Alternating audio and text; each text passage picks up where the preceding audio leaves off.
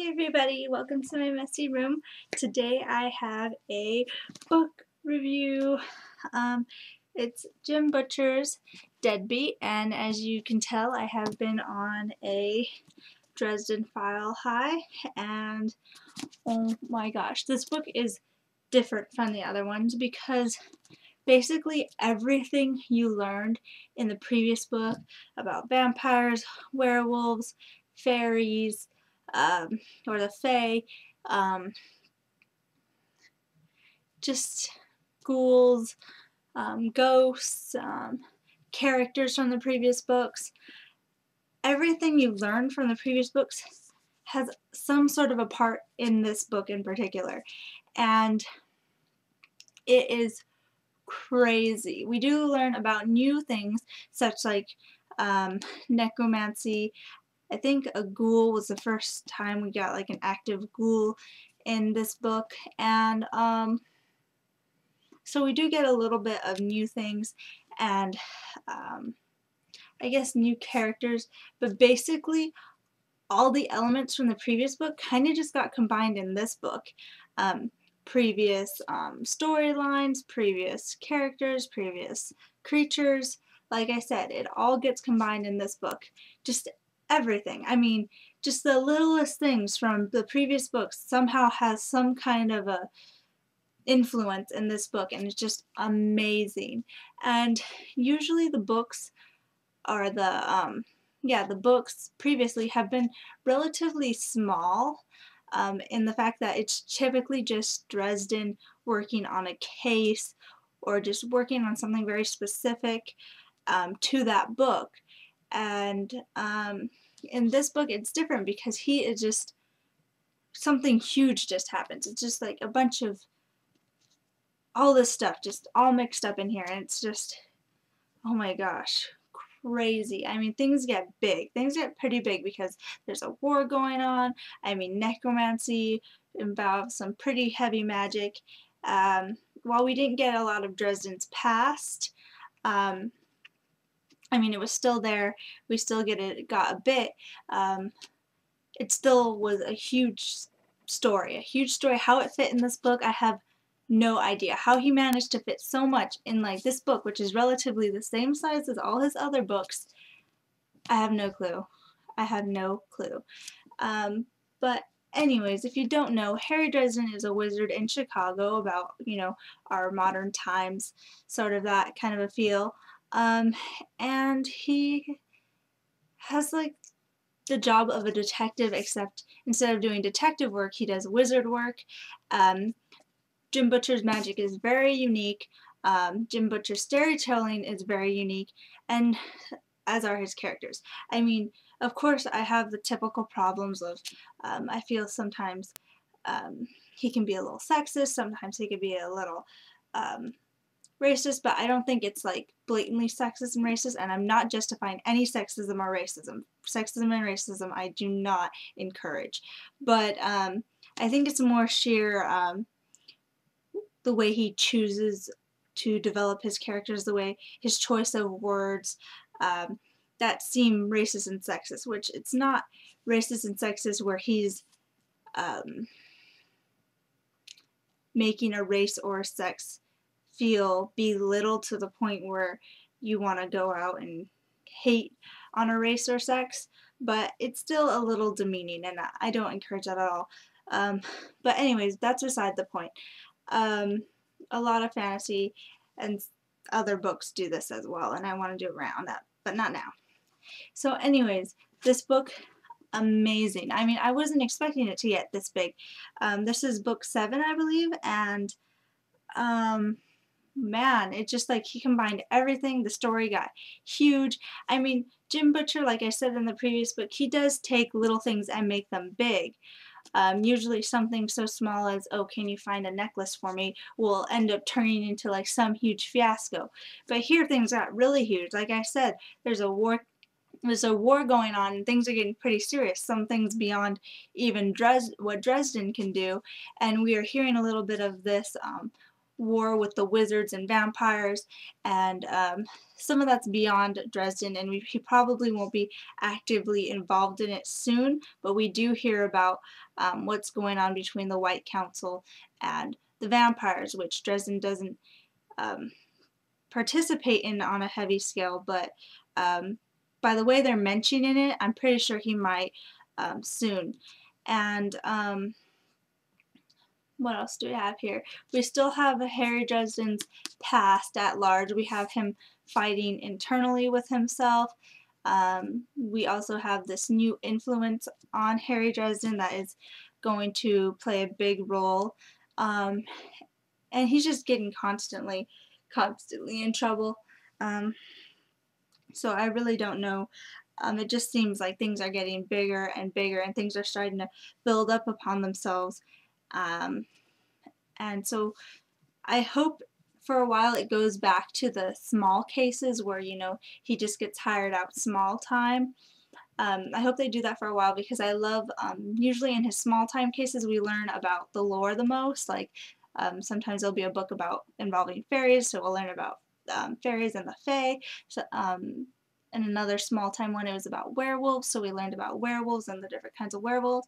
So I hope he does a couple more of those, and that it's just not limited to the creatures that we've learned about, and I hope he expands a little bit more on his lore.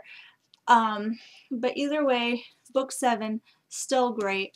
I mean, this one was wild crazy. I mean, I wasn't expecting so much to happen, and I wasn't expecting it to be so good. Usually when a writer or author goes from small to huge, they do a terrible job of it. They just botch up their whole series.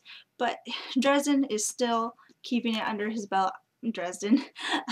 Butcher is still keeping it under his belt. It's still good.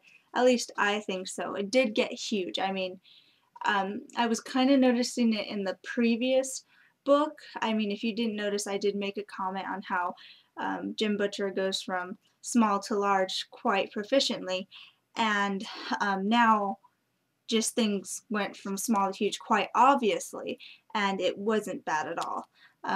Some things are just like kind of, it's really depends. Like, you have to take into consideration that Jim Butcher is not writing a complete serious novel. He's not writing it to be completely logical, completely realistic. It is fun. It is kind of silly. It is kind of over the top, but that's how it's meant to be. Some people might be like, oh my god, this is crazy. Why is this all happening? It almost doesn't make any sense. I mean, he does make the series of events eventually add up and make sense, but if you're reading it from like a serious point of view, where you're used to something like Tolkien or George R. R. Martin, where everything happens for like a specific reason, it's very realistic, or at least realistic to that world. Harry Dresden is not a realistic character. He's not meant to be super serious or realistic. He's funny, he's witty, he's a little bit nutty, but that's how it's meant to be. So I could see why some people might be turned off, because it's just like, well, this is crazy, but I think it really was meant to be crazy. It was really meant to be fun. It's really meant to be just, you don't, not to take it serious. I mean, there are some things that are just great in here, his lore, his everything, but it's not meant to be taken like, oh my god, that's supposed to be like this and supposed to be like that.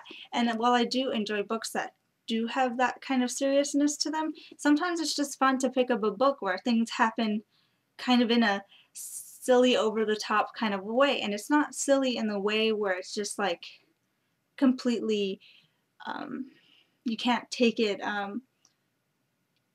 with any weight. It's really good. I mean, I'm not just saying, oh, it's just a silly book to read on the side. I mean, it's fun and it is a bit over the top, but it's good to read as a solid series. And so far I am on book 7 and I'm still loving it. I mean, I have yet to read a book that goes past book 4 and still holds the same appeal. This still holds the same appeal to me since book 1.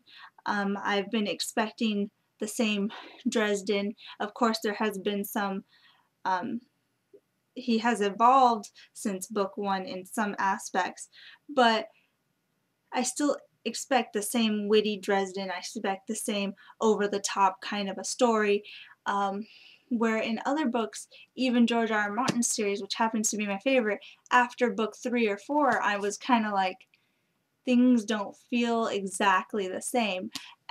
Whereas here, I am got the same feel and I'm still loving it, where with George R. R. Martin's books 1, 2, and 3, I'm like, oh my god, I love these books, I need more, I'm addicted. And then 4 and 5 came out and I was just like, oh, okay, now it's just it was still great, don't get me wrong, but it was just like, oh, it doesn't feel the same as 1, 2, and 3. It's not as addicting or as appealing as 1, 2, and 3. It was still great, but where I said 1, 2, and 3 are 11 out of 10, 4 and 5 were just a 9 or 10 out of 10. See what I'm saying? Where these ones have been great all the way through. I mean, there's a couple I like more than others because just like with a TV show where you like some episodes more than others, and I have compared these to a TV show kind of a what is it, kind of a setup. Like it feels like a TV show. Like each new book is kind of like its own episode. Just like with episodes, you have your favorite, you have some you didn't like so much. Of course, there's like that with Jim Butcher, but all of them I have enjoyed, and none of them have been bad to the point where like I absolutely had to bash it. There's just some that I'm like, and there's some that I'm like, yes, these are awesome, but none that I was like, oh my god, this is terrible, I just can't even continue. Um, and George R. R. Martin's series wasn't like that at all either. I do want to continue that. But this one, it just has been consistent, and I'm still loving it, and I can't wait to see what happens next. There's quite a lot of books of the Dresden Files left, so it's like there's still room for Jim Butcher to mess up and for these books to lose my appeal, the appeal that they have for me.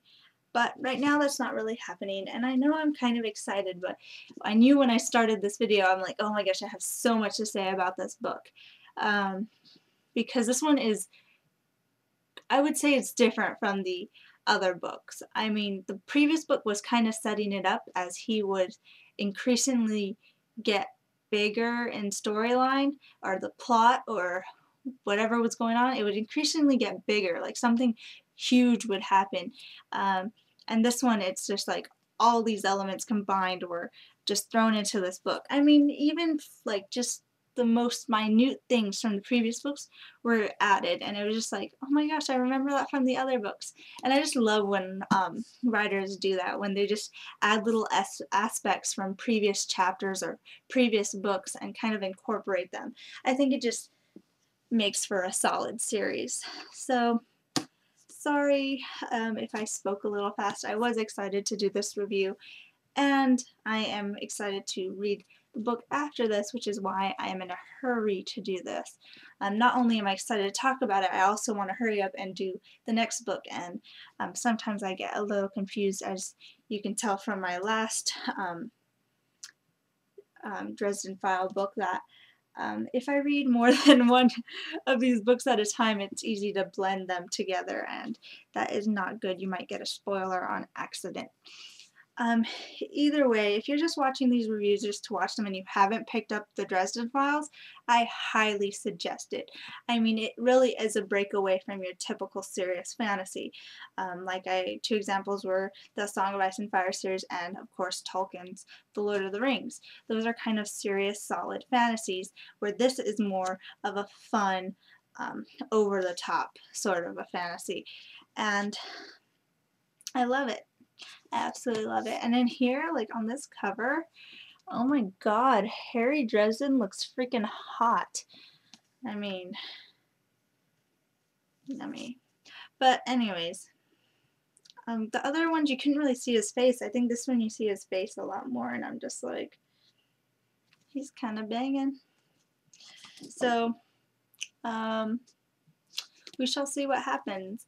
Oh, and just a note, these books do contain not pornographic scenes, but sometimes there's a little bit of heavy sexual tension. Sometimes there are sex scenes, but it's not pornographic, and usually he sticks to just like one per book. which sex scenes don't bother me, but just in case they bother you, that's a note. So yeah, I guess that's all I have to say about this book. So hopefully I continue to enjoy the series, and let me know what you guys think of these books. I shall do more book reviews, and thank you for your time. Bye!